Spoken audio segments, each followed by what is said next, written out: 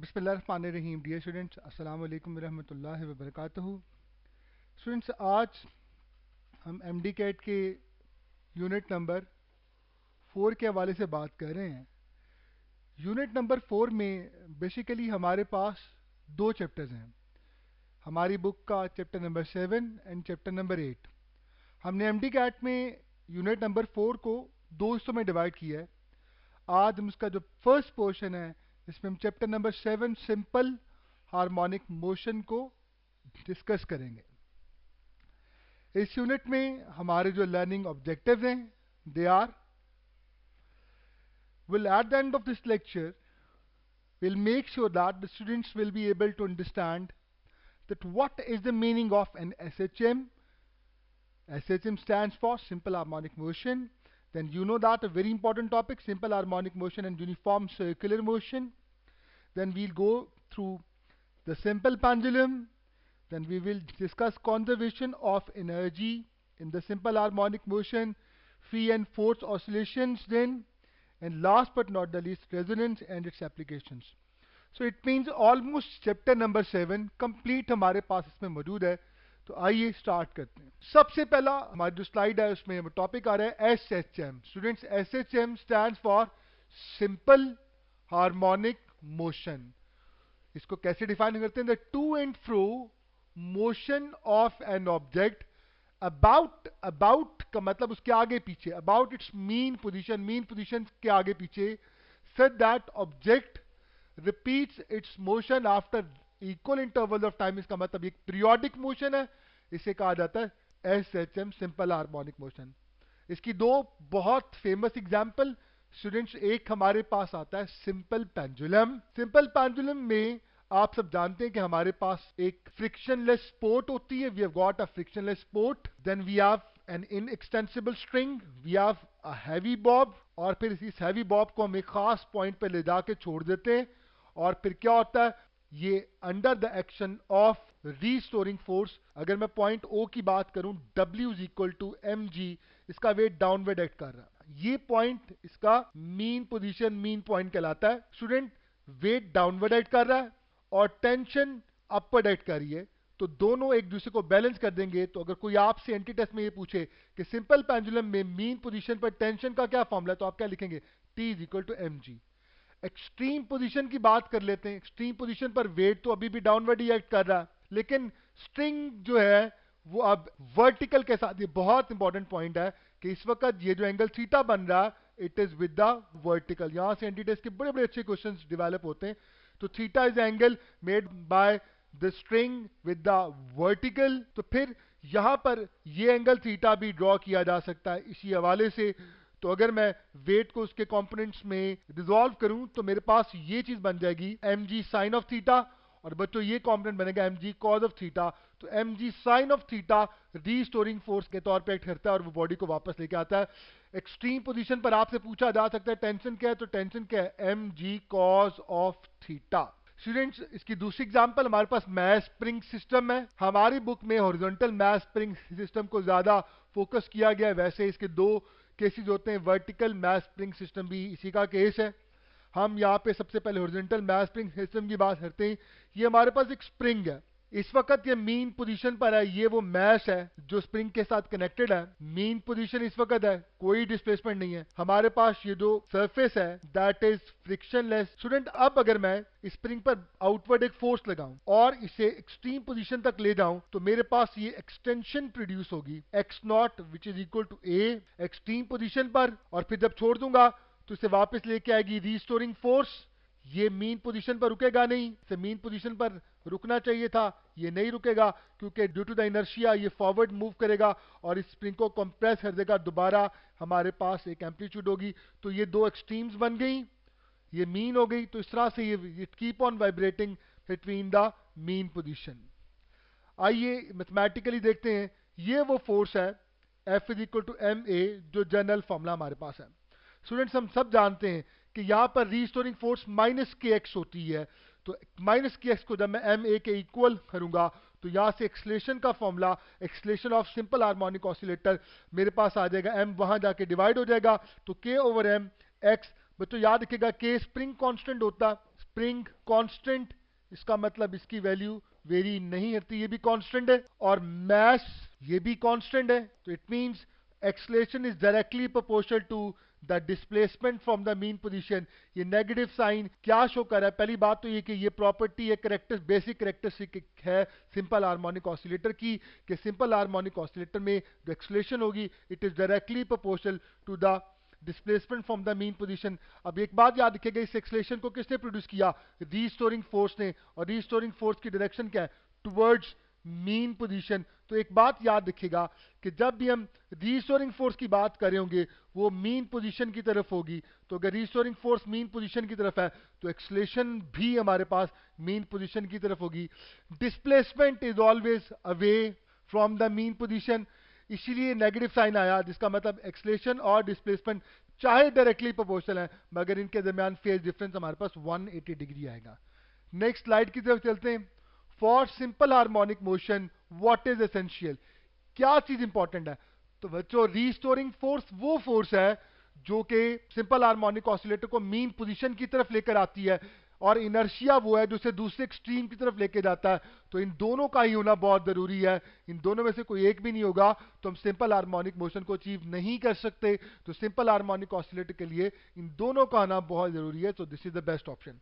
Next question, what is the angle between A and x for a simple harmonic oscillator. मैं last slide पर ये prove कर चुका हूं कि दोनों में फेज डिफरेंस 180 डिग्री का होता है, दोनों की डायरेक्शन ऑपोजिट होती है। एक्सेलरेशन जो होती है it is towards mean position, acceleration हमेशा मीन पोजीशन की तरफ होगी, और एक्स क्या होगा? It is away from mean position, it is away from mean position. तो छोटे छोटे पॉइंट्स आप लोगों ने याद रखने। Well it means that there is a phase difference of 180 degree, acceleration is always along restoring force, मैं ऑलरेडी आपसे शेयर कर चुका हूं, which is towards the mean position, whereas X is away from the mean position.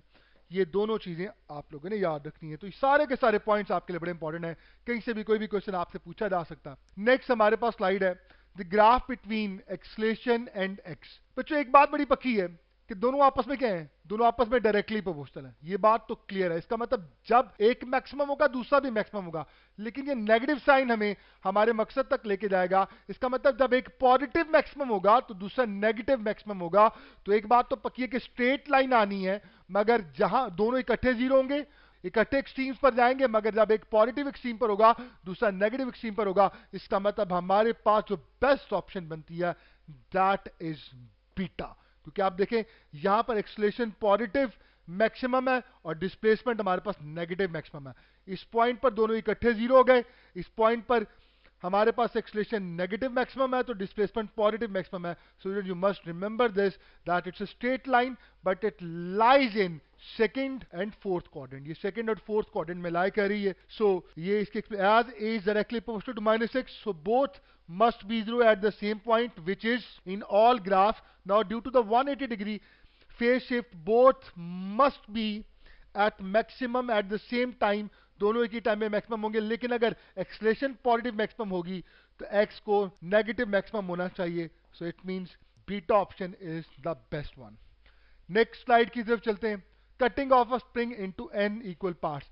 अगर हम लोगों ने spring को n इक्वल पार्ट्स में कट करना हो तो उसके स्प्रिंग कांस्टेंट पर क्या इफेक्ट आता है, ये बहुत इंपॉर्टेंट पॉइंट है। Student you must remember it that जब स्प्रिंग को कट किया जाएगा इक्वल पर, फॉर एन एग्जांपल आइए मैं अगर मैं इसको 3 इक्वल पार्ट्स में कट कर दूं, if I cut it into 3 equal parts you can see that, और बिगिनिंग में स्प्रिंग कांस्टेंट के था तो याद रखिएगा यहां पे नंबर ऑफ टर्न्स कम हो गए, लेंथ भी कम हो गई। अगर मैं नंबर ऑफ टर्न्स की बात करूं तो नए वाले नंबर ऑफ टर्न्स जो n/3 रह गए हैं और नई वाली जो लेंथ है वो l/3 रह गई है। तो बच्चों याद रखिएगा नंबर ऑफ टर्न जितने कम होंगे वो स्प्रिंग उतना ज्यादा रिजिड होता जाएगा, उसे एक्सटेंड करना मुश्किल होगा और k की वैल्यू उतनी ज्यादा हो जाएगी तो k प्राइम 3 टाइम बढ़ जाएगा। तो आइए इसका हम एक शॉर्टकट फॉर्मूला डेवलप करते हैं। तो नया वाला स्प्रिंग कांस्टेंट जब आप स्प्रिंग को equal number of parts equal parts में डिवाइड करेंगे तो नया वाला k पहले से n टाइम्स इंक्रीज कर जाएगा, फिर n is number of equal parts in which spring is been divided. बहुत इंपॉर्टेंट पॉइंट्स है, इसको आप अप्लाई कर सकते हैं डिफरेंट फॉर्मूलाज में, आगे रिलेशंस में, न्यूमेरिकल्स में। नेक्स्ट हमारे पास है combination of springs. Combination of springs बेटा जब हम अच्छी तरह से जानते हैं कि जैसे हम फिंगर टिप्स पे होता है रेजिस्टेंसेस के कॉम्बिनेशन, सीरीज और पैरेलल, हम सब जानते हैं सीरीज और पैरेलल के कॉम्बिनेशन अगर रेजिस्टेंसेस के हो तो फिंगर टिप्स पर हमें होते हैं।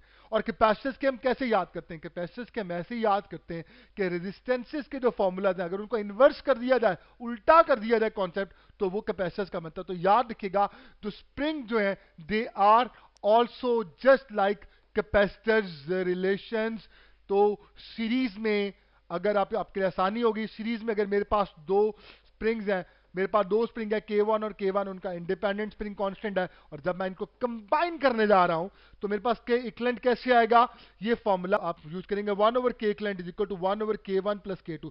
बेटे यहां पे एक बड़ा इंपॉर्टेंट पॉइंट याद रखना कि ये फॉर्मूला इस बात की गवाही देता कि K इक्विवेलेंट जो होगा it will be less than the K minimum of combination. इसका मतलब उस कॉम्बिनेशन में K जो सबसे छोटा होगा, अब वैल्यू जो K इक्विवेलेंट की आएगी उससे भी छोटी होगी, जिससे मुराद ये है कि हम यहाँ पे एंटीटेस्ट के पॉइंट तैयार कर सकते हैं कि जब स्प्रिंग्स को सीरीज में कंबाइन किया जाता है तो K की वैल्यू जो होती है वो डिक्रीज कर जाती है।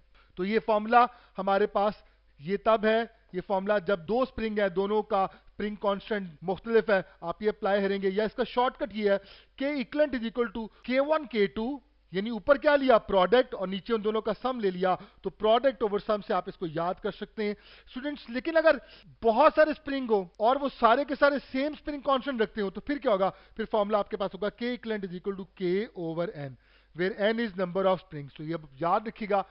अब पैरेलल में चलते हैं, अगर पैरेलल में आ गए तो पैरेलल में स्प्रिंग्स को जब कंबाइन किया जाएगा तो फिर क्या होगा? फिर आप ये वाला फॉर्मूला यूज करेंगे, और इस फॉर्मूला में एक बात यहीं से साबित हो जाती है कि हमारे पास जो K इक्विवेलेंट आएगा it would be the greater than K maximum of combination के, जो कॉम्बिनेशन का जो मैक्सिमम K है ये उससे भी ज्यादा होगा। K बढ़ गया तो इसका मतलब ये कि पैरेलल में जब भी आप स्प्रिंग्स को कनेक्ट करेंगे तो K इंक्रीज करेगा। तो ये अगर सारे के सारे आइडेंटिकल हो, एक जैसे हो, N हो, तो आपके पास शॉर्टकट फॉर्मूला आप N से मल्टीप्लाई कर देंगे, N के हो जाएगा।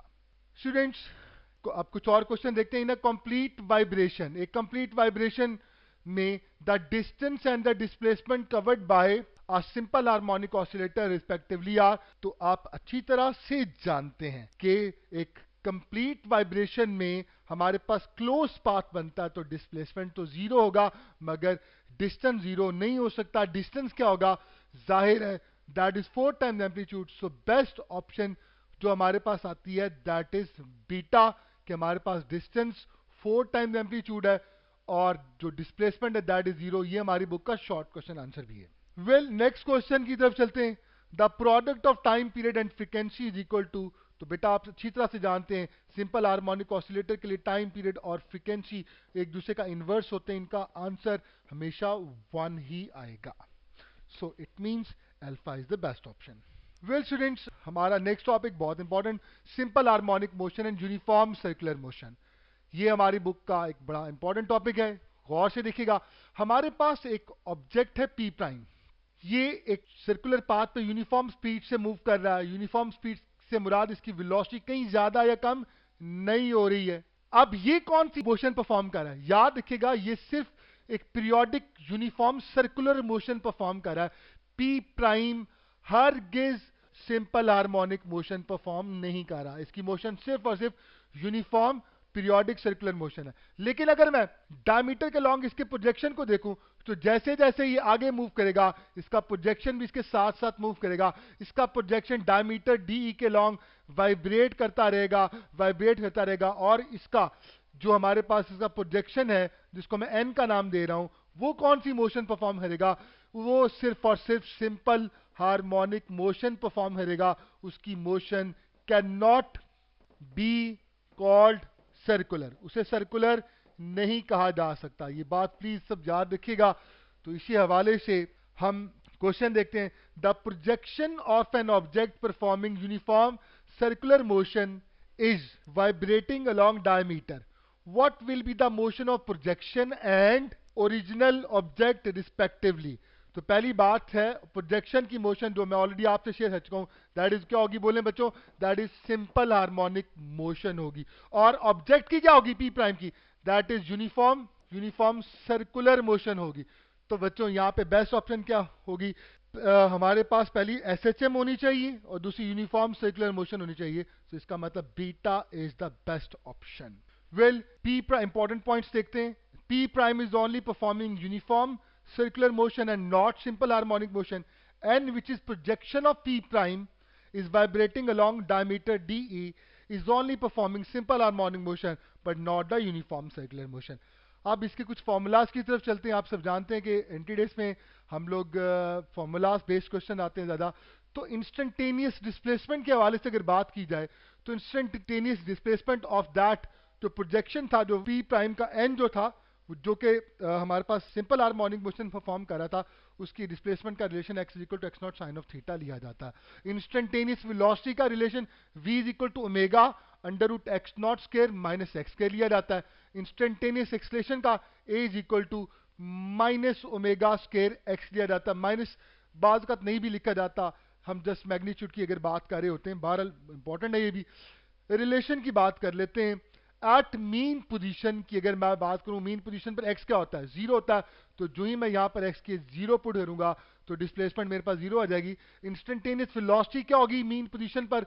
स्टूडेंट याद रखिएगा, मीन पोजीशन पर वेलोसिटी मैक्सिमम होती है, एक्सलेशन 0 होती है। तो आइए प्रूफ देखते हैं। जो ही मैं x की जगह यहां पे 0 पुट करता हूं, जब सॉल्व करता हूं तो हमारे पास आता है omega under root x naught square, square under root से कैंसिल आउट, तो ओमेगा एक्स नॉट। तो याद रखिएगा बच्चों, ये मैक्सिमम वेलोसिटी का फॉर्मूला है जो कि मीन पोजीशन पर होती है। मीन पोजीशन पर काइनेटिक एनर्जी मैक्सिमम होगी और पोटेंशियल एनर्जी 0 होगी। अगर मैं मीन पोजीशन पर एक्सलेशन की बात करूं, चूंकि x के साथ ये डायरेक्टली प्रोपोर्शनल है, तो याद रखिएगा चूंकि x 0 होगा तो एक्सलेशन 0 हो जाएगी। इसका मतलब मिनिमम वैल्यू होगी। इस पॉइंट पर रीस्टोरिंग फोर्स भी हमारे पास 0 होगी, पोटेंशियल एनर्जी भी हमारे पास 0 होगी। अब बात कर लेते हैं पॉजिटिव एक्सट्रीम की। पॉजिटिव एक्सट्रीम पे क्या होगा?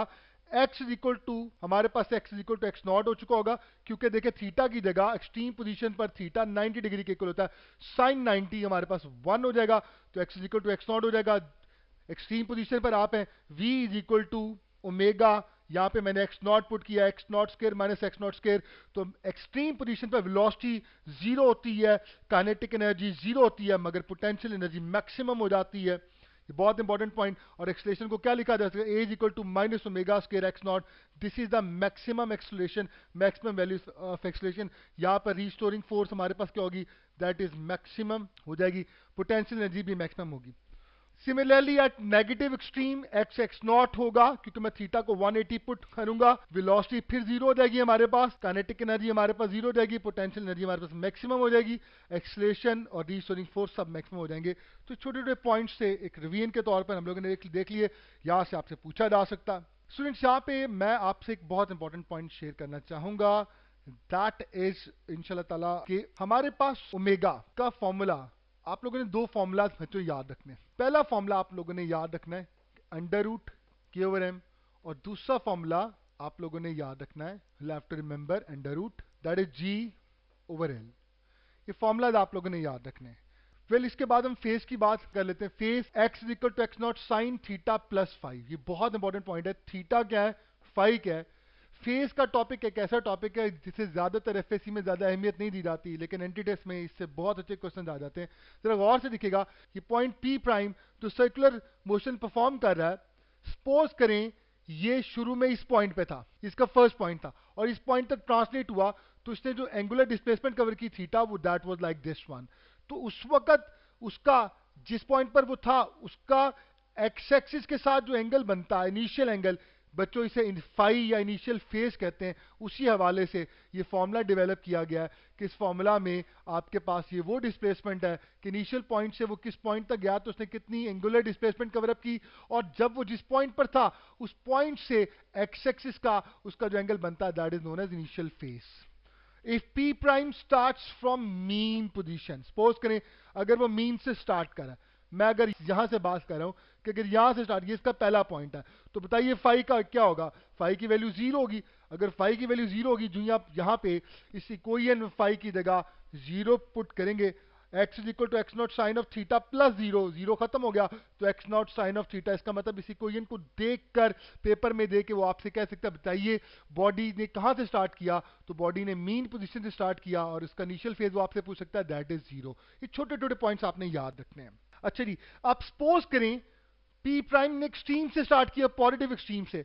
देखिए जब पी प्राइम यहां से यहां जा रहा होगा तो उसका प्रोजेक्शन एक्सट्रीम से मीन की तरफ जा रहा होगा, ये बहुत ही अहम नुक्ता है। तब उसका इनिशियल फेज 90 होगा। तो जब मैं इस इक्वेशन में, इसका मतलब if P prime start from positive extreme position, phi 90 होगा initial phase, then equations can be written as, मैंने फाई की जगह 90 पुट किया, याद रखिएगा साइन किस में कन्वर्ट हो जाएगा, कॉज ऑफ थीटा में। इसका मतलब x equal to x naught cos of theta. जब भी आपको पेपर में सिंपल हार्मोनिक ऑसिलेटर के लिए x equal to x naught cos of theta दिया गया हो तो आपसे वो डायरेक्टली पूछ सकता है कि बताओ अगर ये है तो इनिशियल फेज क्या होगा। इनिशियल फेज आपके पास 90 डिग्री होगा। बॉडी कहां से स्टार्ट हुई है, एक्सट्रीम से, कहां जा रही है, मीन की तरफ। तो छोटे छोटे पॉइंट्स वो आपसे पूछ सकता है। अब बात कर लेते हैं अगर वो यहां पर मौजूद है, यानी उसका इनिशियल फेज 180 डिग्री है, तो जब ये यहां जा रहा होगा तो यकीनन इसका जो प्रोजेक्शन है वो टुवर्ड्स नेगेटिव एक्सट्रीम जा रहा होगा। तो इनिशियल फेज 180 डिग्री है तो आपके पास x is equal to minus X naught sine of theta आ जाएगा। और अगर मैं यहां पे बात करूं, सॉरी, अगर यहां पर एंगल 270 डिग्री हो तो फिर क्या होगा, 270 डिग्री के लिए हमारे पास 270 पुट करेंगे तो आपके पास minus X naught cos of theta आ जाएगा। स्टूडेंट ये डिफरेंट फॉर्म्स आ गई, हमने इनिशियल फेज देखा कब कब क्या हो सकता है, और ये इक्वेशन जो हमारे पास है क्या क्या डिफरेंट जो है वो ट्रांसफॉर्मेशन में जा सकती है। आइए प्रैक्टिस के लिए क्वेश्चन देखते हैं। Which of the following can be an equation for instantaneous displacement of a simple harmonic oscillator. तो सारे बच्चे फौरन से पहले इसको सिलेक्ट कर लेते हैं क्योंकि उनको रट्टा लगा होता है x equal to x naught sine of theta. बेटा आपने अभी देखा कि सिंपल हार्मोनिक ऑसिलेटर की इंस्टेंटेनियस डिस्प्लेसमेंट उसके इनिशियल फेज पर बहुत डिपेंड कर रही होती है। तो ये भी मुमकिन है। ये कब मुमकिन है बताइए, चलिए मैं आपसे पूछता हूं, जब इनिशियल फेज क्या होगा, बिल्कुल सही 0। ये कब मुमकिन है, अभी हमने देखा था साइन ऑफ थीटा के साथ अगर माइनस आ रहा है तो यकीनन इनिशियल फेज हमारे पास 180 डिग्री रहा होगा। और ये कब आ सकता है, ये तब आ सकता है जब इनिशियल फेज हमारे पास 270 डिग्री रहा होगा। So student delta is the best option. ये सारी की सारी कंसीडर की जा सकती हैं। स्टूडेंट अब बहुत ही अहम एंटी टेस्ट के मोड पर हम लोग पहुंच चुके हैं। इस चैप्टर के हवाले से कुछ ऐसे सवाल जो बहुत तंग करते हैं स्टूडेंट्स को, और इन सवालों से हमें पता चलेगा कि हमने जो फेज वाला टॉपिक पढ़ा, ये सारे रिलेशंस पढ़े, ये कितनी अहमियत के हामिल हैं। क्वेश्चन देखिएगा, the maximum equal parts which can be done of time period of a simple harmonic oscillator are. इसका मतलब वो ये कह रहा है कि बताओ सिंपल हार्मोनिक ऑसिलेटर के टाइम पीरियड के आप मैक्सिमम कितने छोटे लेकिन इक्वल पार्ट्स कर सकते हो। तो बच्चा फौरन से पहले सोचता है यार मैक्सिमम पार्ट्स जितने मर्जी किए जा सकते हैं, क्योंकि बेस्ट ऑप्शन यहाँ पे सबसे ज्यादा 8 है तो इसको सिलेक्ट करा होता है। बेटा याद रखना ये गलत है। The best option is alpha, 4 equal parts हो सकते हैं। कैसे, जब मैं मीन से एक्सट्रीम की तरफ जा रहा हूंगा तो ये जो टाइम मैं यूज करूंगा T1, ये टोटल टाइम पीरियड का चौथा टुकड़ा होगा T/4। फिर जब मैं वापस आ रहा हूंगा तो ये हमारे पास T2, ये टाइम पीरियड का एक और चौथा टुकड़ा बन जाएगा। ये अगर मैं इसकी बात करूं तो ये भी T/4 ही होगा। स्टूडेंट्स इसी तरह अगर मैं यहां से यहां जा रहा हूंगा तो ये भी T/4 ही होगा। इसका मतलब हम इसे 4 बराबर टुकड़ों में कन्वर्ट कर सकते हैं। आप इन्हें ऐड भी अगर कर लें तो हमारे पास 4t/t is equal to t आ जाता है। अब बच्चा क्या कहता है, बच्चा कहता है why these are equal, is this because all are time for equal displacement. क्या ये इसलिए क्योंकि हर एक के लिए जो डिस्प्लेसमेंट थी वो x0 थी। तो बेटा ये कॉन्सेप्ट बिल्कुल गलत है। बच्चा ये कहता है कि सर अगर मैं इसको मजीद 2 टुकड़ों में बांट दूं तो यहां से यहां का टाइम, जबकि ये डिस्टेंस मेरे पास x0/2 है और यहां से यहां का टाइम x0/2, ये भी तो बराबर होना चाहिए। तो बच्चों याद रखिएगा ये कभी बराबर नहीं होगा। क्यों बराबर नहीं होगा, आइए देखते हैं। वेल स्टूडेंट्स, इस क्वेश्चन की अगर बात करूं, the time taken by a harmonic oscillator to move from mean position to extreme position, mean position to extreme position के लिए बच्चा फौरन कहेगा सर इसको सॉल्व करने की जरूरत नहीं है, सीधा सीधा T/4 हमारे पास आंसर आ जाता है। तो मैं आपको ये कहूंगा कि ये जो आंसर t/4 आपके पास आ जाता है, बेसिकली ये आता है कैसे, देखिए क्योंकि वो मेन पोजीशन से स्टार्ट हुआ है, इनिशियल फेज हमारे पास 0 है, सो इक्वेशन को हम क्या लिख सकते हैं, इक्वेशन हमारे पास बन जाएगी x is equal to x naught sine of theta. तो x is equal to x naught, आप यहाँ पे x नॉट पुट किया x की जगह, एक्स नॉट से कैंसिल आउट हो गया, 1 आ गया, साइन थीटा 1, साइन वहां जाके इनवर्स ऑफ 1, साइन किसके लिए 1 देता है आप सब जानते हैं, पाई/2 90, थीटा को लिखा जा सकता है ओमेगा टी, और ओमेगा को लिखा जा सकता है 2 पाई ओवर टी, पाई से कैंसिल आउट हो गया, पाई से कैंसिल आउट हुआ, हमारे पास टी उस तरफ चला गया, तो ये टाइम हमारे पास आ गया टी, और ये 4 2 से मल्टीप्लाई हुआ तो 4 तो t/4। तो ये बच्चा कहता है कि सर इतनी ज्यादा डिटेल में जाने की क्या जरूरत है, हमें पता है कि t/4 होगा। तो बच्चों यही वो राज है जो हमने सीखना है कि इक्वेशन मैंने क्यों अप्लाई की। नेक्स्ट क्वेश्चन की तरफ चलते हैं।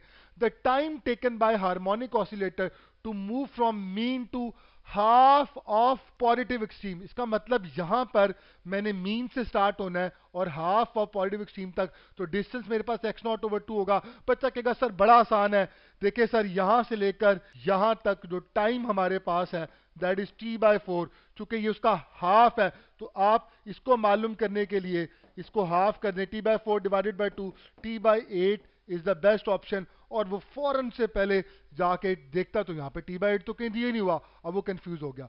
तो अक्सर पेपर में t/8 दिया होता है, बच्चा वहां पे t/8 को सिलेक्ट कर आता है। अब इसको करना कैसे, बड़े गौर से दिखेगा, क्योंकि इनिशियल फेज 0 है, तो इक्वेशन तो हमारी x equal to x naught sine of theta होगी। x यहाँ पे x0/2 है, वो तो बड़ी क्लियर, x0/2 पुट किया, x0 से कैंसिल आउट हो गया, हाफ रह गया, तो साइन उधर जाके inverse, sine inverse of half, sine किस एंगल के लिए हाफ देता है, दैट इज 3d, तो पाई/6 लिखा जा सकता है, ओमेगा टी, पाई/6 is equal to omega T, theta को मैंने ओमेगा टी लिखा, ओमेगा की जगह 2/t लिखा, पाई से कैंसिल आउट हो गया, तो देखिए हमारे पास t आ गया, t is equal to t/12, so delta is our best answer. तो बेटा पता चला कि याद रखिए टाइम पीरियड को मैक्सिमम 4 इक्वल पार्ट्स में डिवाइड किया जा सकता है। 4 से छोटे अगर इक्वल पार्ट्स की बात मैं करूंगा तो वो मुमकिन नहीं है, क्योंकि जब x से हम x0 तक जाते हैं तब तो टाइम t/4 लगता है, लेकिन जब मैं x से x0/2 तक जाऊंगा तो टाइम मेरे पास t/12 लगेगा। ये बहुत इंपॉर्टेंट पॉइंट है। नेक्स्ट पे चलते हैं। The time taken by simple harmonic oscillator to move from extreme to half of mean, इसका मतलब अब मैं इस एक्सट्रीम से हाफ ऑफ मीन तक आ रहा हूं, तब टाइम क्या लगेगा। मजे की बात है कि यहाँ पे इनिशियल फेज क्या होगा, एक्सट्रीम से जब भी स्टार्ट होंगे हमारे पास इनिशियल फेज 90 डिग्री होगा। इक्वेशन क्या बन जाएगी, इक्वेशन बन जाएगी x equal to x0 cos of theta. आप ये सारी वैल्यूज प्लेस करेंगे, x0 से कैंसिल आउट हो जाएगा, फिर सारा कुछ ओमेगा टी पुट किया आपने, सारा इसको सॉल्व किया, स्टूडेंट पाई से कैंसिल आउट हो गया, तो t आपके पास आ गया t/6। सो स्टूडेंट्स ये बहुत ही इंपॉर्टेंट पॉइंट है कि अक्सर स्टूडेंट्स को एंटी टेस्ट में ये पॉइंट बहुत ज्यादा तंग करता है कि t/6 और t/12 वाली जो टर्म्स हैं वो कैसे आती हैं। तो मैंने यहाँ पे आपके लिए कंप्लीट प्रूफ दे दिया इसका।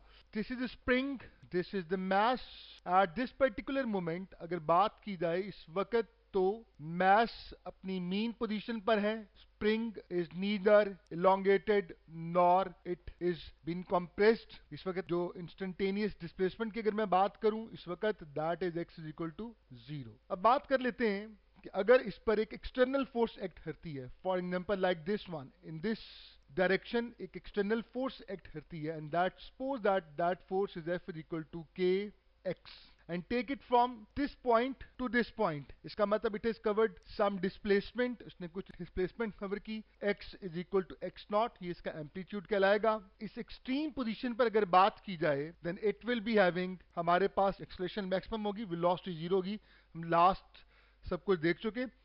अगर मैं यहाँ पर इस पॉइंट पर इसकी पोटेंशियल एनर्जी मैक्सिमम होगी, काइनेटिक एनर्जी 0 होगी।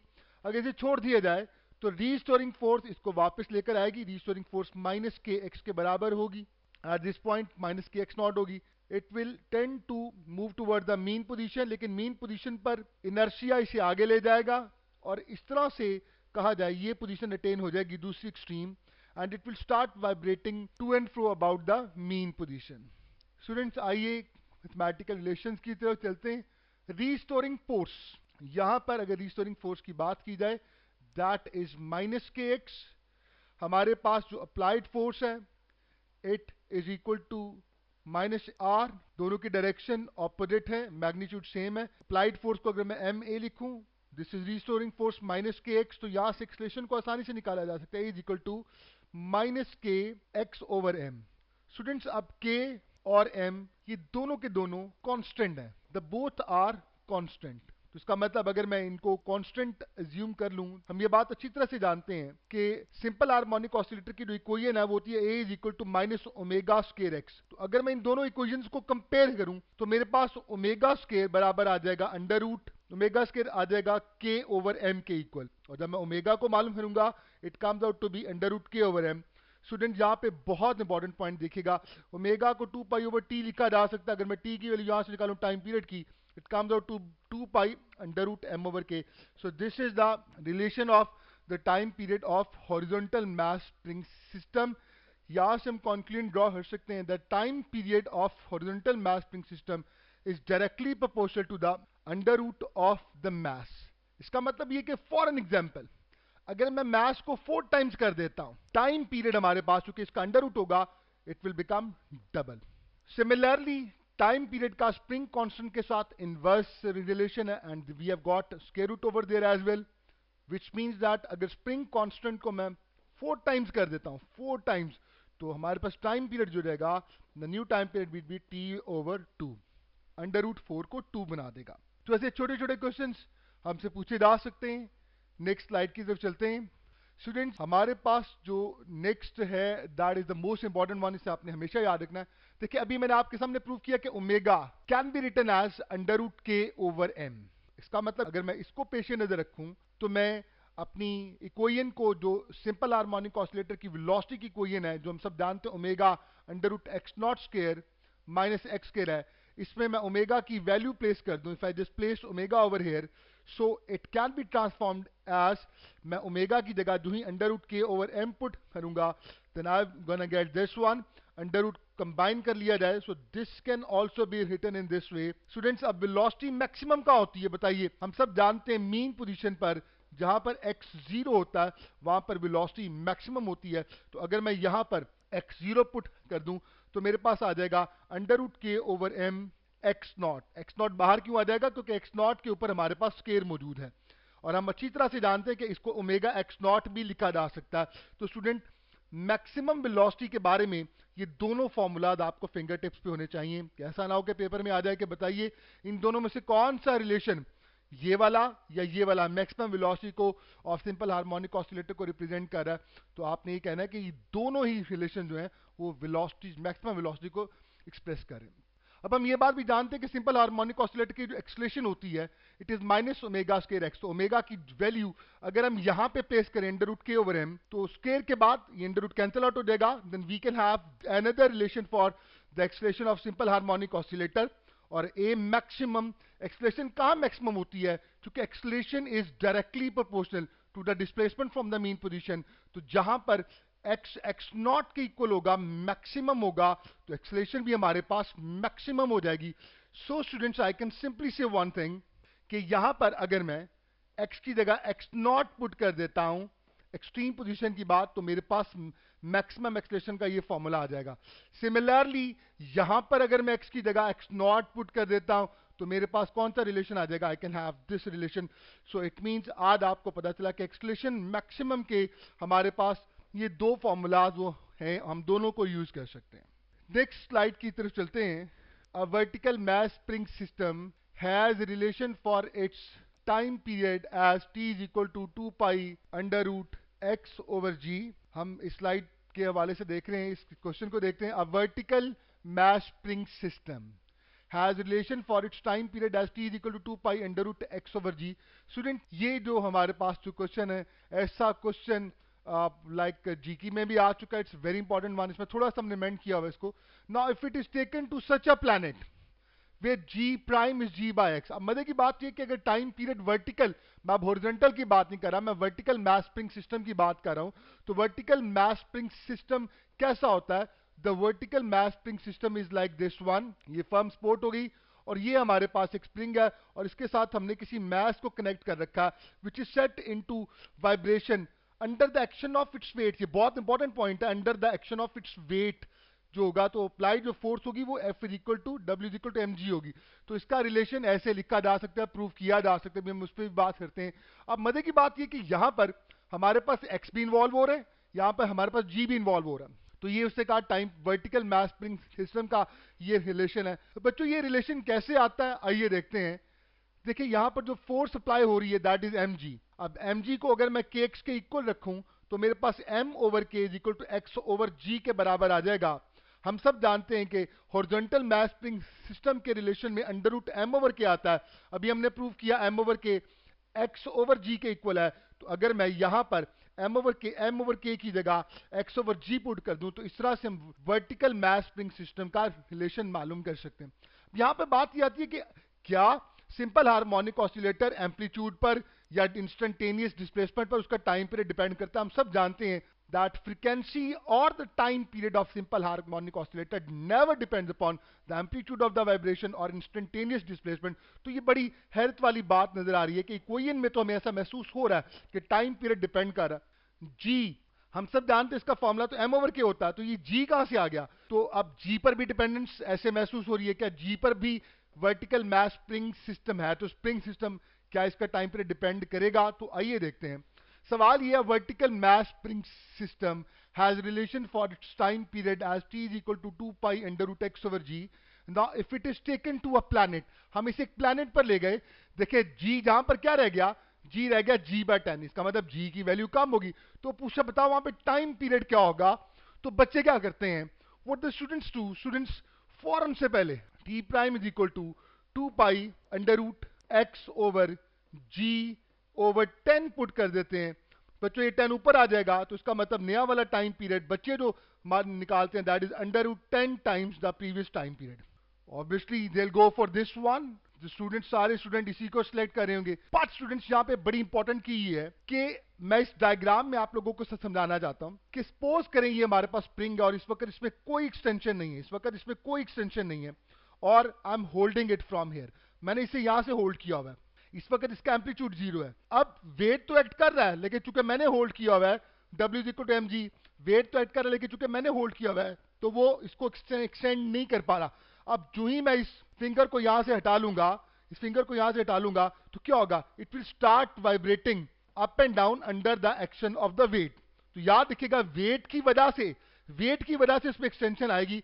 तो इस वेट की वजह से बच्चों इसमें एक्सटेंशन आती है।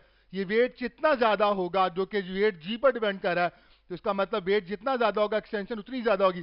अब बच्चा इसका की पॉइंट ये है कि उस प्लेनेट पर जब g/10 हो गया था तो force weight W is equal to mg है, तो mg चूंकि g/10 हो गया, g 10 गुना कम हो गया तो फोर्स भी 10 गुना कम हो जाएगी, जिसकी वजह से एक्सटेंशन भी 10 गुना कम हो जाएगी। तो इसका मतलब आप t भी लिखेंगे, 2 पाई भी लिखेंगे, x ओवर 10 लिखेंगे और नीचे g ओवर 10 लिखेंगे, 10 के साथ कैंसिल आउट हो जाएगा तो जवाब आएगा 2 pi under root x over g। जिसका मतलब यह है कि वर्टिकल मास स्प्रिंग सिस्टम का टाइम पीरियड का रिलेशन जाहिरी तौर पर धोखा देता है, उसमें x और g मौजूद है, मगर याद रखिएगा जितने टाइम्स g चेंज होगा, सपोज करें ये 6 टाइम्स चेंज होता है तो x भी 6 टाइम्स चेंज होगा, ये दोनों एक दूसरे को कैंसिल आउट कर देंगे और टाइम पीरियड पर कोई इफेक्ट नहीं होगा। It's a very beautiful question. आइए स्टूडेंट्स नेक्स्ट स्लाइड की तरफ चलते हैं। नेक्स्ट स्लाइड हमारी है इफेक्ट ऑन टाइम पीरियड और frequency for a horizontal mass spring system. Time period की बात करें, फ्रीक्वेंसी की बात करें तो हॉरिजॉन्टल मास स्प्रिंग सिस्टम में इन पर बहुत सारी चीजें अफेक्ट कर सकती हैं। आइए सबसे पहले देखते हैं दैट इज कॉम्बिनेशंस। स्टूडेंट्स जैसे रेजिस्टेंसेस के सीरीज और पैरेलल के कॉम्बिनेशन होते हैं, जैसे कैपेसिटर्स में सीरीज और पैरेलल का कॉम्बिनेशन होता है। सिमिलरली मैं ऑलरेडी आपको इस 7 चैप्टर के पहले डिवीजन में सिखा चुका हूं कि सीरीज और पैरेलल में हम कैपेसिटर्स की तरह ही हम इनको कंसिडर कर रहे होते हैं। They can be added up in series, they can be added up in parallel. तो अगर सीरीज में आप इनको ऐड करें तो इनके लिए फॉर्मूला ये होगा। यहाँ पे बड़ा इंपॉर्टेंट पॉइंट ये बनता है कि याद रखिएगा जब भी ऐसा फॉर्मूला आपके पास आएगा तो जो के इक्वलेंट होगा वो इस पूरे कॉम्बिनेशन का जो सबसे छोटा के होगा उससे भी छोटा हो जाएगा। इसका मतलब मैं ये कह सकता हूं कि जब स्प्रिंग्स को सीरीज में कंबाइन किया जाएगा तो के इक्वलेंट जो होगा वो डिक्रीज कर जाएगा या के डिक्रीज कर जाएगा। तो आप अच्छी तरह से जानते हैं कि टाइम पीरियड और के आपस में इन्वर्स है, तो जब के डिक्रीज कर रहा होगा तो टाइम पीरियड इंक्रीज कर रहा होगा। लेकिन फ्रीक्वेंसी क्या कर रही होगी? फ्रीक्वेंसी डिक्रीज कर रही होगी, क्योंकि जब टाइम पीरियड और फ्रीक्वेंसी का रिलेशन लिया जाता है वो हमेशा इन्वर्स होता है। So in series combination, as k decreases, hence t increases, but frequency decreases. ये बहुत इंपॉर्टेंट पॉइंट है, you'll have to remember this, इसे आपने हमेशा याद रखना है। Well students, इसके बाद अगर सपोज करें वो सारे के सारे स्प्रिंग आइडेंटिकल हैं, आइडेंटिकल से मुराद वो सारे एक जैसे हैं, इसका मतलब k1 भी k है, k2 भी k है, और they are so many, suppose करें n है, तो फिर आप के इक्वलेंट को कैसे निकालेंगे? तो आप किसी भी एक का के ऊपर रखेंगे और टोटल नंबर ऑफ स्प्रिंग से डिवाइड कर देंगे। तो एक shortcut formula, you have to remember this, आप आसानी से इसको यूज कर सकते हैं। पैरेलल में जब स्प्रिंग्स को कनेक्ट किया जाता है तो के इस तरह से ऐड होता है।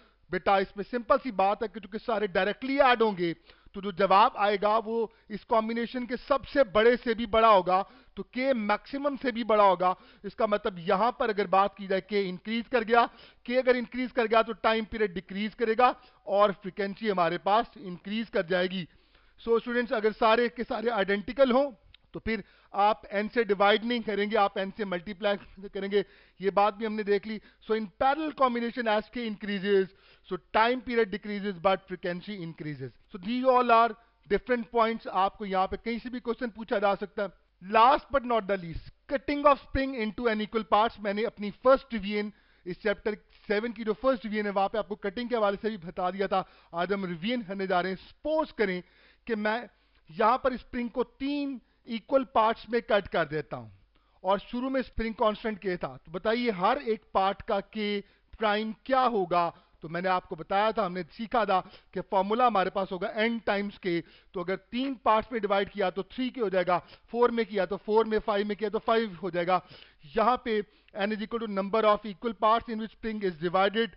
हम यहाँ पे ये भी कह सकते हैं, अगर हम इसको कट कर रहे होते हैं तो लेंथ क्या कर रही होती है? लेंथ डिक्रीज कर रही होती है। लेंथ जितने टाइम्स डिक्रीज करती है के उतने टाइम्स इंक्रीज कर जाता है। तो ये भी बड़ा इंपॉर्टेंट पॉइंट है। नंबर ऑफ टर्न्स की बात कर लें, स्प्रिंग की कटिंग में नंबर ऑफ टर्न जितने टाइम्स कम होगा के उतने टाइम्स बढ़ जाएगा। तो ये छोटे छोटे पॉइंट्स हैं which you need to remember it, आप अपने पास राइट डाउन कर सकते हैं इनको। So as the length decreases k increases. Next slide की तरफ चलते हैं। वेल आइए इसकी प्रैक्टिस करते हैं। तो बात हमने अभी सीखी एक क्वेश्चन की शक्ल में, a spring of spring constant 1000 Newton per meter is connected with a mass and set into vibration। उसे एक mass से कनेक्ट किया गया और set into vibration, that its time period is t। आप सपोज कि उसका टाइम पीरियड t था। कहते now if the spring is cut into 3 equal parts। अब मजे की बात है कि 3 equal parts पे अगर हमने इसको कट किया होगा तो बताइए 3 equal parts में कट करने की वजह से k प्राइम क्या हो गया? हर एक का वो 3 टाइम्स k हो चुका होगा, which means of each part it has k prime is equal to 3k। बहरहाल क्वेश्चन आगे चल रहा है और इसी क्वेश्चन में हमने दोनों चीजें आपको सिखाई हैं। 3 इक्वल पार्ट्स में तो डिवाइड किया एंड दे आर ज्वाइंट, वो तीनों टुकड़े they are joint together in parallel combination. Student parallel combination में आप अच्छी तरह से जानते हैं कि आप जो है के इक्वलेंट जब निकालना होता है तो आप उसको n टाइम्स के प्राइम कर देते हैं। अब n कितने हैं? How many springs are there? 3 springs हैं और अब हर एक के लिए k प्राइम कितना हो चुका है? वो 3k हो चुका है। तो हमारे पास जो जवाब आएगा it will 9k, it will be 9k। तो बेटा हम t prime 2 pi under root m over k equivalent की वैल्यू प्लेस की 9k, तो हमारे पास आएगा t divided by 3। So delta is the best option. So in this question मैंने कोशिश की कि मैं आपको स्प्रिंग के कॉम्बिनेशंस प्लस कटिंग दोनों को मिलाकर ब्लेंड में एक एमसीक्यू से आपको उनकी प्रैक्टिस करवा दूं। आइए नेक्स्ट स्लाइड की तरफ चलते हैं। हमारा next topic which is a very important topic, that is simple pendulum. Student, simple pendulum एक ऐसा टॉपिक है जिससे बहुत सारे क्वेश्चंस पेपर में आ जाते हैं। सबसे पहली बात, सिंपल पेंडुलम किसको कहते हैं? तो simple pendulum is consists of a firm but frictionless sport which is present over here. Then we have inextensible string, हमारे पास एक inextensible string होगी, so this is that string, ये हमारे पास वो string है। We are having a heavy bob, this is the heavy bob। अब बच्चों इसमें कैसे कैसे क्वेश्चन हमसे पूछे जा सकते हैं, बहुत इंपॉर्टेंट पॉइंट देखें। स्ट्रिंग की लेंथ हमारे पास तो यहां से यहां तक है, लेकिन जब मैं पेंडुलम की बात करूंगा, सिंपल पेंडुलम की बात करूंगा, तो सिंपल पेंडुलम में जो लेंथ ली जाती है उसमें स्ट्रिंग की लेंथ भी इंक्लूड होती है, और साथ साथ आप सेंटर ऑफ मास तक जाते हैं। तो ये बात याद है कि सेंटर ऑफ मास यहां पे बहुत इंपॉर्टेंट रोल प्ले करेगा टुवर्ड द टाइम पीरियड और द फ्रीक्वेंसी कैलकुलेशन। ये जो एंगल थीटा बना हुआ है, देखिए अगर मैं सिंपल पेंडुलम को यहाँ पे मीन, यहाँ पे ऑब्वियसली हम बात करें, it is present at the mean position, ये मीन पोजीशन पर है। देखिए मीन पोजीशन पर वेट डाउनवर्ड एक्ट कर रहा है, F equal to W equal to mg। क्या ये नीचे जा रहा है? नीचे तो नहीं जा रहा, तो यकीनन अपवर्ड जो टेंशन एक्ट कर रही होगी वो एग्जैक्टली mg के इक्वल है। तो आपसे पूछा जा सकता है कि सिंपल पेंडुलम में मीन पोजीशन पर tension eight the mean position क्या है? What is tension eight the mean position? So you need to remember it. At mean position, tension is found to be like this one. It is T is equal to mg. That is T is equal to mg mean position. ये आपसे question पूछा जा सकता है। अब ये angle theta क्या है? Angle theta is the angle made by, जब आप सिंपल पेंडुलम को मीन से एक्सट्रीम तक ले जाते हैं तो इस स्ट्रिंग का ये लाइन जो हमारे पास बनती है इसे वर्टिकल एक्सिस कहते हैं। तो वर्टिकल के साथ जो एंगल बनता है उसे एंगल थीटा कहते हैं, angle made with the vertical. इस खास पॉइंट को जिसको हम एक्सट्रीम पोजीशन का नाम दे रहे हैं, इस पॉइंट पर हमारे पास अगर मैं वेट को देखूं तो वेट तो डाउनवर्ड एक्ट कर रहा है, W equal to mg, that is present over here. जब मैं इसको छोड़ूंगा वापस ही आएगा, जो ही मैं इसे यहां से रिलीज करता हूं ये वापस आता है। तो क्यों वापस आता है? वेट तो डाउनवर्ड एक्ट कर रहा है, इसे डाउनवर्ड जाना चाहिए था, but it comes like this one. उसके लिए हम वेट को उसके कॉम्पोनेंट्स में जब रिजॉल्व करते हैं, we resolve it like this one, ये एंगल थीटा यहाँ पे भी ड्रॉ किया जा सकता है। तो W is equal to mg को कंपोनेंट्स में रिजॉल्व करूं तो ये चीज बन जाती है mg cos ऑफ थीटा, ये उसका हॉरिजॉन्टल कंपोनेंट, और वर्टिकल कंपोनेंट बन जाता है mg sin of theta, which plays the role of restoring force. Student यहीं पर मैं आपको बहुत इंपॉर्टेंट पॉइंट बता दूं कि अगर ऐसा हो कि हमारे पास एंगल थीटा पेपर में हॉरिजॉन्टल के साथ दिया हो, तो फिर क्या होगा इंशाल्लाह ताला थोड़ी देर बाद देखेंगे। तो ये सारे के सारे रिलेशन हमारे पास चेंज हो जाएंगे। एक्सट्रीम पोजीशन पर अगर वो आपसे पूछता है पेपर में कि एक्सट्रीम पोजीशन पर जो हमारे पास टेंशन इन द स्ट्रिंग है उसका क्या रिलेशन है, तो T इज इक्वल टू हम देख सकते हैं that is mg cos of theta. हमारे पास mg cos ऑफ थीटा है, और रीस्टोरिंग फोर्स हमारे पास mg sin ऑफ थीटा है। स्टूडेंट आइए देखते हैं important points to remember. At mean position time हमारे पास टेंशन क्या होगी? टेंशन होगी मीन पोजीशन पर T is equal to mg, क्योंकि नेट फोर्स 0 है, जितना वेट डाउनवर्ड एक्ट कर रहा है उतनी टेंशन अपवर्ड एक्ट कर रही है। At mean position F net 0 है, इसलिए एक्सलेशन भी मीन पोजीशन पर 0 होगी। अब एक्सट्रीम पोजीशन की बात कर लेते हैं। एक्सट्रीम पोजीशन पर टेंशन क्या होगी? तो टेंशन हमारे पास होगी mg cos ऑफ थीटा, हमने अभी उसको रिजॉल्व भी किया था। रीस्टोरिंग फोर्स होगी mg sin ऑफ थीटा। अक्सर मिसकॉन्सेप्शन मौजूद है, रीस्टोरिंग फोर्स के साथ माइनस लिखा जाता है, minus mg sin of theta. याद रखिएगा रीस्टोरिंग फोर्स जहां पर mg sin ऑफ थीटा ही होगी, which is a misconception present in all minds, जिसे आपने याद रखना है। Eight extreme position kinetic energy क्या होगी? काइनेटिक एनर्जी 0 होगी। पोटेंशियल एनर्जी क्या होगी? पोटेंशियल एनर्जी मैक्सिमम होगी। वेलोसिटी एक्सट्रीम पोजीशन पर 0 होगी। रीस्टोरिंग फोर्स मैक्सिमम होगी, एक्सेलरेशन मैक्सिमम होगी। तो ये सारे के सारे सिंपल हार्मोनिक ऑसिलेटर ही की डिफरेंट प्रॉपर्टीज हम लोगों ने देखी। आइए नेक्स्ट स्लाइड की तरफ चलते हैं। हम अब कुछ क्वेश्चंस के थ्रू प्रैक्टिस करेंगे। अ simple pendulum makes an angle theta with the horizontal. Student ये बहुत इंपॉर्टेंट क्वेश्चन है। अब जो एंगल सिंपल पेंडुलम बना रहा है उसने बोला वो हॉरिजॉन्टल के साथ बना रहा है। देखिए इसका मतलब अब यहां पे ये हमारे पास बनती है हॉरिजॉन्टल लाइन, तो हॉरिजॉन्टल के साथ एंगल अगर एंगल थीटा बन रहा है तो हमें जिस एंगल से कंसर्न है वो तो ये वाला एंगल है। तो ये वाला एंगल क्या है? देखिए अगर ये एंगल थीटा है तो ये एंगल यकीनन 90 माइनस थीटा होगा। मैं सारी की सारी डायग्राम वहीं पे आता हूं। अगर मैं आपसे पूछूं बोले एक्सट्रीम पोजीशन पर टेंशन क्या होगी, तो बच्चे फॉरन mg cos ऑफ थीटा, चुके रट्टा लगा होता है कि एक्सट्रीम पोजीशन पर tension mg cos of theta, तो इसी को सिलेक्ट कर रहे थे बेटा। जो ही असल में आप थीटा आपके पास आ चुका है 90 माइनस थीटा, हमारा इससे कंसर्न है। हम सब जानते हैं जब जो ही cos 90 माइनस थीटा लिखा जाएगा तो cos ट्रिग्नोमेट्रिक रेशियो किस में कन्वर्ट हो जाएगी? साइन ऑफ थीटा में। इसका मतलब बड़ी खूबसूरती से यहां पर हमारे पास जो टेंशन होगी it will become mg sine of theta. और अगर रीस्टोरिंग फोर्स की मैं बात करूं तो बेटा रीस्टोरिंग फोर्स क्या हो जाएगी? रीस्टोरिंग फोर्स हमारे पास mg cos ऑफ थीटा हो जाएगी। तो ये बहुत ही अहम सवाल था तो एक्सप्लेनेशन तो हमारे वो क्या पूछ रहा है, what will be the relation for it's restoring force and tension eight extreme position respectively. तो पहली बात उसने की रीस्टोरिंग फोर्स की, रीस्टोरिंग फोर्स का रिलेशन क्या होगा, फिर पूछा टेंशन का रिलेशन क्या होगा, तो रीस्टोरिंग फोर्स का रिलेशन होगा mg cos ऑफ थीटा। तो हम सबसे पहले देखते हैं mg cos ऑफ थीटा कहां लिखा हुआ है, ये लिखा हुआ है, और ये हमारे पास mg sin of theta. So best option is the beta. Here is the diagram, इसकी एक्सप्लेनेशन देखते हैं।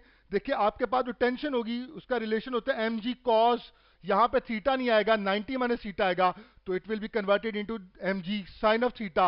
और रीस्टोरिंग फोर्स आपके पास आ जाएगी mg sin of 90 minus theta, sine convert हो जाएगा mg cos ऑफ थीटा में।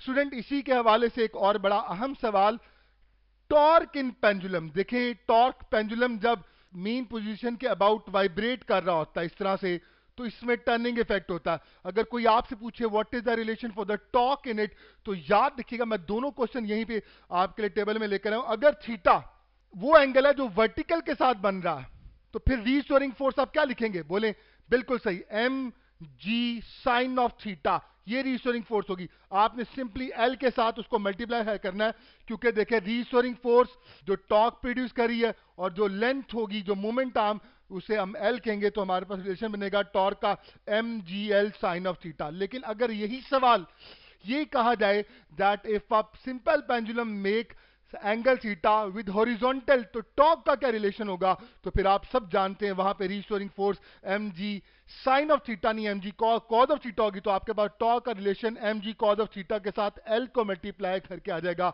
तो ये दोनों क्वेश्चन बड़े इंपॉर्टेंट है। I hope that you people have enjoyed a lot. Particular ये बहुत इंपॉर्टेंट हमारा फेज चल रहा है, सिंपल पेंडुलम से सबसे ज्यादा क्वेश्चन एंटीटेस्ट में पूछे जाते हैं। आइए नेक्स्ट स्लाइड की तरफ चलते हैं। The relation for the time period and frequency of simple pendulum, थोड़ी सी रिवीजन कर लेते हैं।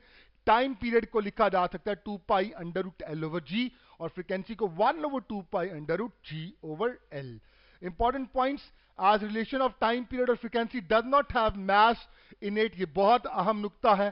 किसी भी बच्चे से पूछे कि बताइए क्या मैथ पर सिंपल पेंडुलम का टाइम पीरियड या फ्रीक्वेंसी डिपेंड करती है, तो बच्चा फौरन कहेगा क्योंकि रिलेशन में कहीं पर भी मैथ इन्वॉल्व नहीं है, तो इसका मतलब मैथ पर तो ये डिपेंड कर ही नहीं सकता। Students, normally it is a thought that mass cannot affect time period or the frequency. Let us observe very important question. Students, मैं आपके लिए एंटी टेस्ट के सबसे बेस्ट क्वेश्चन लेकर आया हूं, जो इंशाल्लाह आई होप आप बहुत एंजॉय करेंगे। पहला क्वेश्चन जो एंटी टेस्ट में बहुत दफा आ चुका है, a girl is taking a swing, एक गर्ल है जो एक स्विंग ले रही है, झूला ले रही है। आपको पता है झूले को साइड से देखा जाए तो क्या हमें एक सिंपल पेंडुलम ही महसूस हो रहा होता है। Said that her time period of swing is observed to be capital T. तो इसका मतलब जब वो स्विंग ले रही है और वो उस पर बैठी हुई है, तो ऑब्वियसली उसका जो टाइम पीरियड मैं इसकी बात कर रहा हूं, that is time period is T. Now if she stands up on the swing, अगर वो यहां पे खड़ी हो जाती है, तो फिर वो कहता है what will be the effect on the time period. तो बच्चा यही कहेगा भाई इसमें तो कोई फर्क ही नहीं पड़ा, क्योंकि चाहे वो बैठी हो या वहां पे खड़ी हो कोई इफेक्ट नहीं होगा। तो बेटा बहुत इंपॉर्टेंट पॉइंट कि अगर इस बच्ची के हवाले से इस बच्ची को एक बॉब कंसीडर कर लिया जाए, तो आप सब जानते हैं कि time period is directly proportional to under root of L. L मैंने आपको बोला था not the length of string, it is actually the string की length up to centre of mass. तो यहां पे सेंटर ऑफ मैस कहीं यहां पे होगा, यानी ये होगा, तो इट मींस हमारे पास लेंथ होगी, it will be somewhere up to this point. लेकिन जब वो बच्ची यहां पे खड़ी हो जाती है, तो फिर सेंटर ऑफ मैस ऊपर शिफ्ट हो जाएगा, तो इसका मतलब लेंथ डिक्रीज कर जाएगी, तो टाइम पीरियड भी डिक्रीज कर जाएगा, फ्रीक्वेंसी इंक्रीज कर जाएगी। तो एक बहुत इंपॉर्टेंट क्वेश्चन हमें पता चला कि time period is directly proportional to length, depends upon position of centre of mass. आपने देखा कि सेंटर ऑफ मैस, बच्ची बैठी थी, सेंटर ऑफ मैस नीचे था, जो ही वो खड़ी हुई सेंटर मैस ऊपर चला गया। तो इसका मतलब ये सेंटर ऑफ मैस जब शिफ्ट होगा, जब भी शिफ्ट होगा, तो लेंथ ऑफ पेंडुलम इफेक्ट होती है, और लेंथ ऑफ पेंडुलम जब इफेक्ट होगी, लेंथ ऑफ पेंडुलम जब इफेक्ट होगी, तो टाइम पीरियड और फ्रीक्वेंसी लाजमी इफेक्ट होंगे। तो हमने यहाँ पे ये देखा लेंथ डिक्रीज कर गई थी, इसका मतलब टाइम पीरियड भी डिक्रीज कर जाएगा।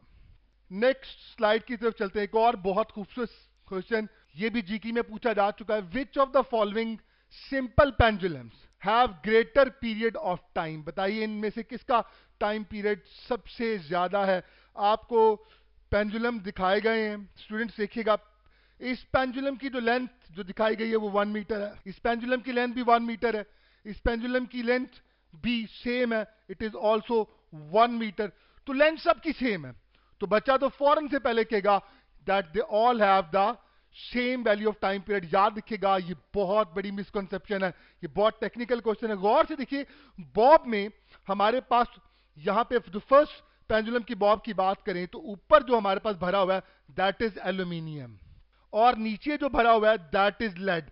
बच्चों याद रखिएगा, lead as compare to aluminium ज्यादा डेंसिटी रखती है। इसका मतलब सेंटर ऑफ मास लेड की तरफ शिफ्ट होगा, सेंटर ऑफ मास कहीं यहां पे होगा। इसका मतलब अगर मैं यहां पे बात करूं पहले वाले, तो इसकी लेंथ यहां से यहां तक होगी। ये फर्स्ट की लेंथ है, यानी लेंथ ये नहीं है, लेंथ बेसिकली सेंटर ऑफ मास तक देखी जाती है।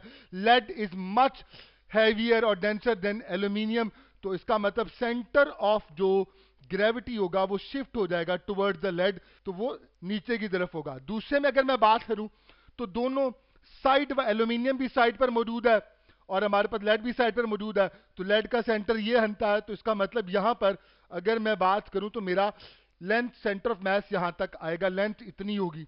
Last but not the least, lead ऊपर आ गई है तो कहीं यहां पर होगा, तो इसका मतलब यह है कि यहां पर हमारे पास लेंथ यहां पर है। अब टाइम पीरियड किसका ज्यादा होगा? सिंपल सी बात है, time period is directly proportional to the square root of length. तो फर्स्ट ऑप्शन में लेंथ सबसे ज्यादा है, इसका मतलब इस पेंडुलम की का टाइम पीरियड सबसे ज्यादा होगा। So as lead has much more density than aluminium, so center of mass or center of gravity must be shifted towards it. It can be seen that in A, first option जो मैंने आपसे share की, lead is at bottom, so center of gravity is lowest there, means more is value of length, hence this will have the maximum value of time period. Students, I hope कि इन दो questions में आप लोगों ने इस बात को observe कर लिया होगा कि length depends upon centre of mass. अगर सेंटर ऑफ मास वेरी करेगा तो लेंथ वेरी करेगी। नेक्स्ट क्वेश्चन की तरफ चलते हैं। A simple pendulum of time period capital T at earth. अब मजे की बात ये, सिंपल पेंडुलम का जमीन पर टाइम पीरियड टी था, is taken to the moon, आप उसको मून पर ले गए, what will be its time period T prime on the moon? तो बेटा ये तो बहुत आसान है, आप खुद भी कर सकते हैं कि मून पर जो जी की वैल्यू होती है वो अर्थ से g/6 रह जाती है, तो आपने फॉर्मूला में g प्राइम की जगह g/6 पुट किया, तो इसका मतलब जवाब आपके पास आएगा √6 टाइम्स t।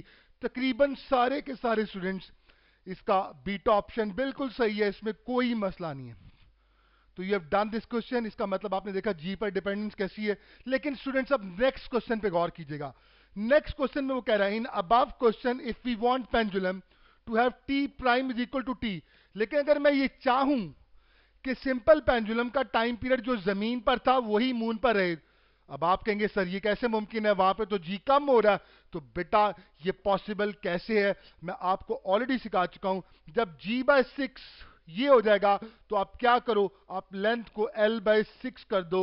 जो आप लेंथ को l/6 करोगे, 6 से कैंसिल आउट हो जाएगा, तो आपके पास जवाब वही टाइम पीरियड का आएगा, टाइम पीरियड चेंज नहीं होगा। इसका मतलब याद रखिएगा कि अगर मैं किसी पेंडुलम को जमीन से मून पर या किसी और जगह लेके जा रहा हूं जहां पे जी कम हो रहा है, लाइक g/2 रह रहा है, g/4 रह रहा है, g/3 रह रहा है, तो याद रखिए टाइम पीरियड को अगर मैं चाहूं कि वो चेंज ना हो तो मुझे लेंथ को भी उतने टाइम्स कम करना पड़ेगा।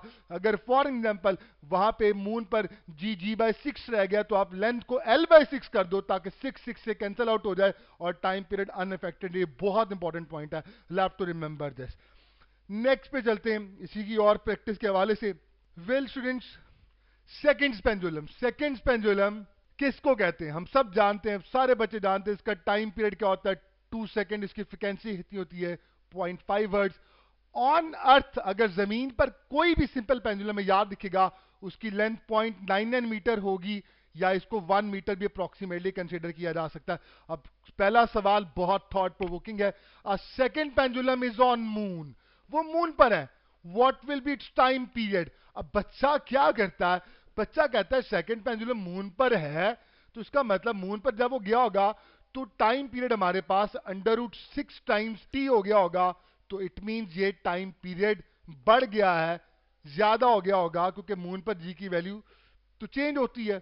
वहां पे जी कम हो गया, टाइम पीरियड बढ़ गया होगा। तो बच्चे सारे के सारे beta time period is greater than 2 second को सिलेक्ट करते हैं। स्टूडेंट यहां पे की वर्ड है कि as declared its second pendulum on moon, चूंकि हमने डिक्लेयर कर दिया कि वो सेकंड पेंडुलम है, वो सेकंड पेंडुलम है मून पर, इसका मतलब मैंने ये डिक्लेयर किया वो मून पर सेकंड पेंडुलम है। तो बेटा ये कब हो सकता है? इसका मतलब मैं दावा कर रहा हूं मून पर सेकंड पेंडुलम है। इसका मतलब अगर वो मून पर सेकंड पेंडुलम है तो यकीनन जब g/6 हुआ होगा तो उसके टाइम पीरियड को 2 सेकंड रखने के लिए मैंने लाजिमन लेंथ को l/6 कर दिया होगा, 6 से कैंसिल आउट हो गया होगा और टाइम पीरियड अनअफेक्टेड रहा होगा। क्यों? क्योंकि मैंने बोला कि it is second pendulum on moon. तो इसका मतलब बेस्ट ऑप्शन क्या है? That is Charlie. तो कभी भी अगर वो आपको ये बोले कि आज सेकंड पेंडुलम ऑन मून, इसका मतलब डिक्लेयर करा वो मून पर सेकंड पेंडुलम है, तो इसका मतलब उसने ऑलरेडी लेंथ को चेंज कर दिया होगा। तो ये सारे क्वेश्चन जो मैंने आपको सीक्वेंस में करवाए, ये असल में आपका कॉन्सेप्ट डेवलप करें कि हम टाइम पीरियड के साथ कैसे कैसे खेल सकते हैं। अ second pendulum on earth, second pendulum on अर्थ। अब मजे की बात है, सेकंड पेंडुलम कहां पर उसने डिक्लेयर किया? अर्थ पर। अब उसने ये नहीं कहा कि वो मून पर सेकंड पेंडुलम है, इसका मतलब वो अर्थ पर सेकंड पेंडुलम है, its taken to the moon. उससे सिर्फ ये बोला कि मून पर ले गया हूं, लेकिन सेकंड पेंडुलम कहां पे था? अर्थ पर था। कहता then its time period on moon will be, moon पर उसका टाइम पीरियड क्या होगा?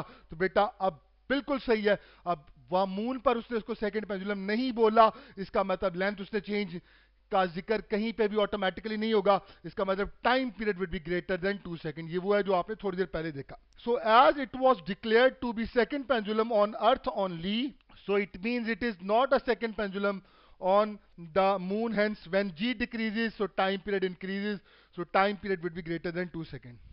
नेक्स्ट स्लाइड की तरफ चलते हैं स्टूडेंट्स। ये बहुत ही इंपॉर्टेंट स्लाइड है हम सबके लिए।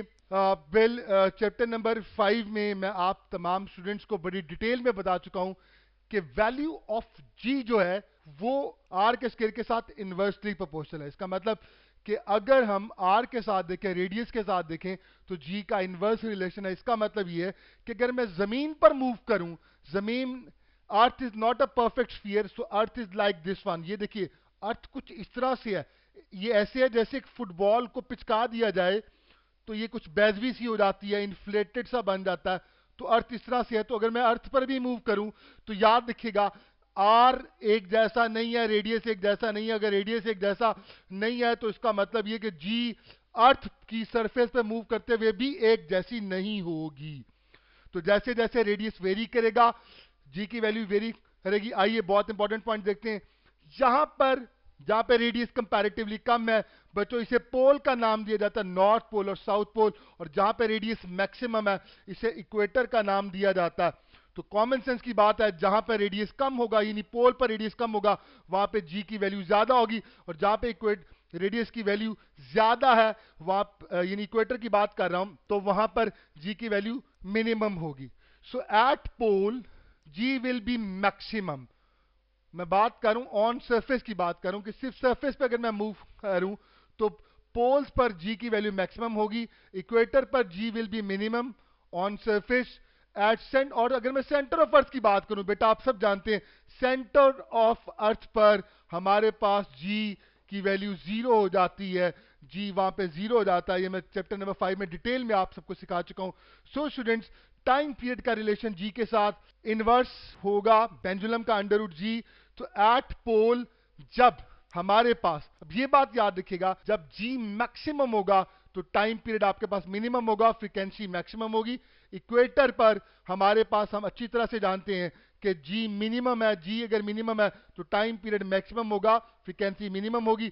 सेंटर की बात कर लेते हैं। अगर एक सिंपल पेंडुलम को सेंटर ऑफ अर्थ पे ले जाएं जहां पे जी 0 हो जाएगा, तो जब जी 0 हो जाएगा तो बेटा आप सब जानते हैं ये टाइम पीरियड इनफाइनाइट हो जाएगा। टाइम पीरियड इनफाइनाइट हो जाएगा तो फ्रीक्वेंसी 0 हो जाएगी। ये छोटे छोटे बड़े इंपॉर्टेंट क्वेश्चन हमने देखे। Well, questions related to real and apparent weight for simple pendulum chapter number 5 में रियल एंड अपेरेंट वेट के बारे में डिटेल से मैं आप लोगों को सिखा चुका हूं कि कैसे क्वेश्चन आते हैं। तो अब देखते हैं, a lift is accelerating upwards with an acceleration a is equal to G. वो अपवर्ड जा रही है लिफ्ट, उसकी acceleration a is equal to G है। What will be the time period of a pendulum mounted in it at rest it had time period as t। इसका मतलब अगर एक लिफ्ट अपवर्ड जा रही है और उसकी एक्सलेशन जी के इक्वल एक्सपोज करें, तो बताइए अगर उस लिफ्ट में कोई सिंपल पेंडुलम माउंट किया गया हो जो रेस्ट पर टाइम पीरियड टी रखता हो, तो जब वो ए इज इक्वल टू जी को अटेन कर लेगी लिफ्ट, तो बताइए सिंपल पेंडुलम के टाइम पीरियड पर क्या इफेक्ट आएगा। तो यहां पर हम लोग रियल एंड अपेरेंट वेट का टॉपिक यूज करेंगे। आप सब जानते हैं जब बॉडी ऊपर जा रही होती है तो टेंशन या अपेरेंट वेट का रिलेशन होता है m g plus m a. M अगर मैं कॉमन ले लूं तो मेरे पास ये कीवर्ड आ गया जी प्लस ए। इसका मतलब मैं क्या करूंगा, मैं रिलेशन में जी प्लस ए लिखूंगा, तो टाइम पीरियड नया वाला हमारे पास 2 पाई वही रहेगा, लेंथ वही रहेगी, लेकिन यहां पे जी प्लस ए आएगा। ए चूंकि जी के इक्वल है, जो मैं यहां पे जी पुट करूंगा तो नीचे 2g आ जाएगा, तो time period T over under root 2 हो जाएगा। स्टूडेंट्स, अगर एक lift is falling freely, what will be the frequency of a pendulum mounted in it. अब अगर एक लिफ्ट फ्रीली फॉल कर रही है, फ्रीक्वेंसी का रिलेशन हमारे पास, हम ऐसा करते हैं टाइम पीरियड निकालते हैं। देखिए अगर फ्री फॉल कर रहा है तो आप सब जानते हैं एक्सेलरेशन जी के इक्वल होगी, मगर जो इक्वेशन लिखी जाती है वो एम जी माइनस एम में होता है। तो यहां पे कीवर्ड आ गया दैट इज जी माइनस ए। तो आप रिलेशन में जी माइनस ए पुट करेंगे, मैं टाइम पीरियड निकालूंगा तो फ्रीक्वेंसी ऑटोमेटिकली निकल आएगी। तो जी माइनस जी नीचे जीरो आएगा तो टाइम पीरियड इनफाइनाइट हो जाएगा, फ्रीक्वेंसी हमारे पास जीरो हो जाएगी। ये वही बात है जो अभी हम थोड़ी देर पहले देख कर आए हैं कि अगर सेंटर ऑफ अर्थ पर ग्रेविटी जीरो हो जाए तो ऑब्वियसली टाइम पीरियड इनफाइनाइट हो जाता है, फ्रीक्वेंसी हमारे पास जीरो हो जाती है। स्टूडेंट्स, हमारा नेक्स्ट टॉपिक, हम लास्ट टॉपिक के पास पहुंच चुके हैं, energy conservation in simple harmonic motion. हम सब ये बात जानते हैं कि सिंपल हार्मोनिक मोशन में एनर्जी कंजर्व होती है। पोटेंशियल एनर्जी का रिलेशन हमेशा याद रखिएगा हाफ के एक्स स्क्वायर, तो it is directly proportional to x square. तो इसका मतलब अगर इंस्टेंटेनियस डिस्प्लेसमेंट को डबल कर दिया जाए तो पोटेंशियल एनर्जी 4 टाइम्स हो जाएगी। पोटेंशियल एनर्जी मैक्सिमम क्या हो सकती है, वो तभी हो सकती है जब एक्स एक्स नॉट हो जाएगा, तो मैक्सिमम भी हो जाएगी तो हाफ की एक्स नॉट स्क्वायर होगी। लेकिन याद रखिएगा जब पोटेंशियल एनर्जी मैक्सिमम होगी तो बताइए काइनेटिक एनर्जी क्या होगी, काइनेटिक एनर्जी हमारे पास जीरो हो जाएगी। इसका मतलब ये जो रिलेशन है, जब काइनेटिक एनर्जी जीरो है पोटेंशियल मैक्सिमम है, तो यकीनन ये टोटल एनर्जी का रिलेशन है। तो टोटल एनर्जी हमारे पास एक्सट्रीम पोजीशन पर जो होगी वो पोटेंशियल हो जाएगी half k x naught square. इसका मतलब टोटल एनर्जी के बारे में मैं लिख सकता हूं directly proportional to x naught का स्क्वायर। तो एम्पलीट्यूड को अगर डबल कर दिया जाए तो टोटल एनर्जी हमारे पास क्या हो जाती है, टोटल एनर्जी हमारे पास 4 टाइम्स हो जाएगी। लेकिन अगर मैं इंस्टेंटेनियस डिस्प्लेसमेंट को डबल कर दूं, देखिए इंस्टेंटेनियस डिस्प्लेसमेंट यहां पे मौजूद ही नहीं है, तो इंस्टेंटेनियस डिस्प्लेसमेंट को डबल करने से यार पोटेंशियल एनर्जी पर तो इफेक्ट आएगा मगर total energy will remain same. तो आप देख सकते हैं, इस ग्राफ की तरफ चलते हैं।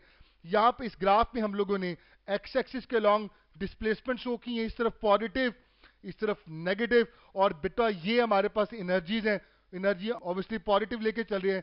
ये ग्राफ जो बिल्कुल स्ट्रेट लाइन चल रहा है, ये किसका हो सकता है, ये कांस्टेंट वैल्यू शो कर रहा है। इसका मतलब ये टोटल एनर्जी है जो कभी चेंज नहीं होती, क्योंकि according to energy conservation kinetic energy कम होगी पोटेंशियल बढ़ जाएगी, मगर याद रखिएगा दोनों का सम टोटल एनर्जी हमेशा सेम रहेगी। तो ये कर्व हमारे पास टोटल एनर्जी को रिप्रेजेंट कर रहा है। अब जरा गौर से देखिएगा, एक्सट्रीम पर ये वाली एनर्जी जीरो है, तो कौन सी एनर्जी एक्सट्रीम पर जीरो होती है, जी हाँ काइनेटिक एनर्जी। इसका मतलब ये जो ग्राफ हमारे पास जो बना हुआ है, it is for the kinetic energy जो कि मेन पोजीशन पर मैक्सिमम होगी, एक्सट्रीम पर जीरो होगी, और last but not the least जो एक्सट्रीम पर मैक्सिमम वैल्यूज रख रही है, मेन पर जीरो हो जाती है, तो बेटा वो पोटेंशियल एनर्जी होगी। तो इस ग्राफ से भी आपको बहुत सारे क्वेश्चन पूछे, at extreme potential energy maximum kinetic energy zero, total energy same रहेगी।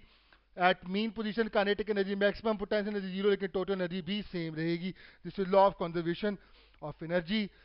काइनेटिक एनर्जी का रिलेशन लिखा जा सकता है, बड़ा आसान हो गया। देखें ये क्या चीज है, ये पोटेंशियल एनर्जी है, ये क्या चीज है, ये टोटल एनर्जी है। तो टोटल एनर्जी में से जब भी पोटेंशियल को निकालेंगे तो काइनेटिक एनर्जी आएगी, यहां से हाफ के कॉमन लिया तो उसको डिफरेंट अंदाज से लिखा जा सकता है। तो मैक्सिमम काइनेटिक एनर्जी भी half k x naught square हो सकती है जबकि पोटेंशियल एनर्जी जीरो हो।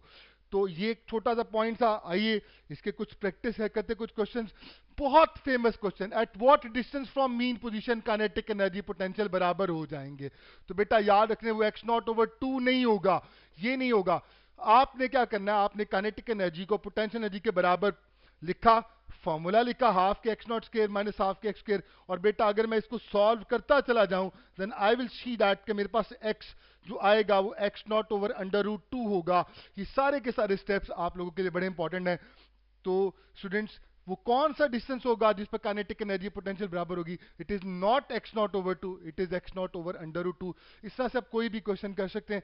लास्ट पर नॉट द लीस्ट, आइए देखते हैं different types of simple harmonic oscillator. अगर सिंपल हार्मोनिक ऑसिलेटर का कर्व एक कांस्टेंट एम्पलीट्यूड रखता है, ना ज्यादा ना कम, तो याद रखिएगा ऐसे सिंपल हार्मोनिक ऑसिलेटर को हम we call it the free harmonic oscillator. Free harmonic oscillator कहते हैं जो कि अपनी ही रिस्टोरिंग फोर्स की वजह से ऑसिलेट कर रहा होता है, उस पर एक्सटर्नल फोर्स नहीं लग रही होती।